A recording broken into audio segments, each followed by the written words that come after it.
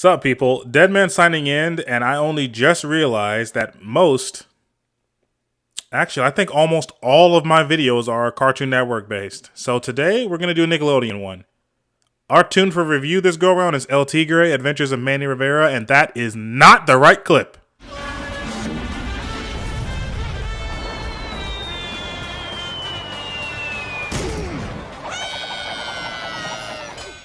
So this one is an American Flash animated television series created by George R. Gutierrez, and Sandra, I'm not even going to attempt that. Here it is. I'll put the name on the bottom of the screen. There you go. And debuted in March of 2007. Before. So many bad things happened. Coming from the man who was like 9 at the time. Okay, so the basic premise of this show is that around every fucking corner you turn, there's crimes happening by some wacky themed villain. We follow a super family with a supervillain granddad, Grandpappy, who uses a sombrero that's also a Mechazord. Fucking baller. The loving single father, Rodolfo, aka White Panthera, who just speeds his goofy ass all throughout the city on some Sonic the Hedgehog shit in some painted gold metal shoes. And lastly, the son/main character. Manuel Pablo Gutierrez O'Brien Q Rivera! Manuel Pablo Gutierrez O'Brien Q Rivera! Manuel Pablo Gutierrez O'Brien Q Rivera! Manuel Pablo Gutierrez O'Brien Q Rivera!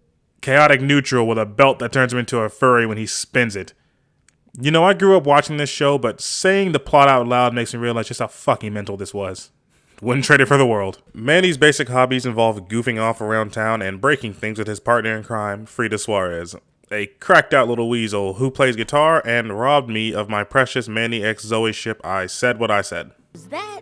You are right. It is weird. My personal favorite character in El Tigre is White Panthera, because I gotta admit, I just have such a soft spot for the funny but strong dads and toons. Watching him break the hopes and bones of his villains only to turn around and then hard simp for his ex-wife is something I can get behind. Actually, his ex-wife is something we can all get behind.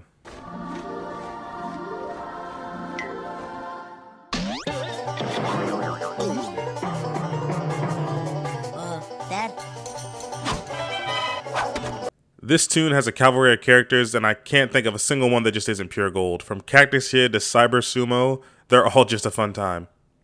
That's his disguise. I am Black Pantera, a villain from out of town. Boy, I sure love evil. Can't get enough. Another highlight of El Tigre is its strong sense of family. Just about every character walks around with the utmost pride in where they came from and who they call family. And that's a trait I actually see in a lot of my Hispanic friends, and a lot of the Hispanic characters in cartoons in general. Son. Father.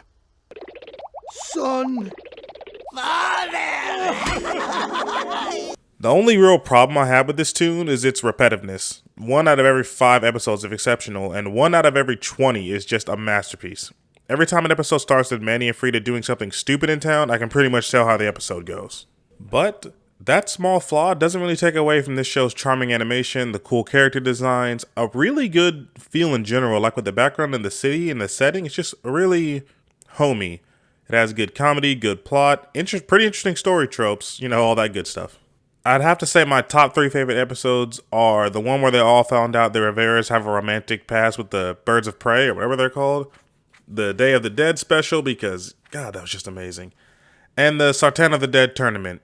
If you haven't seen this show and were on the rocks about spending your time watching it, I'd say give these 3 episodes a watch, and I'm sure you know what I'm talking about. Me being black, I absolutely love seeing black main characters in cartoons. As few as there are, there has to be even fewer Hispanic main characters. So having El Tigre join the list is a treat I think we can all enjoy. Final verdict from the Deadman himself. While I do believe El Tigre is a tune you would need a taste for, its wackiness and family vibes give it an A+ in my book. King of the Dead signing off.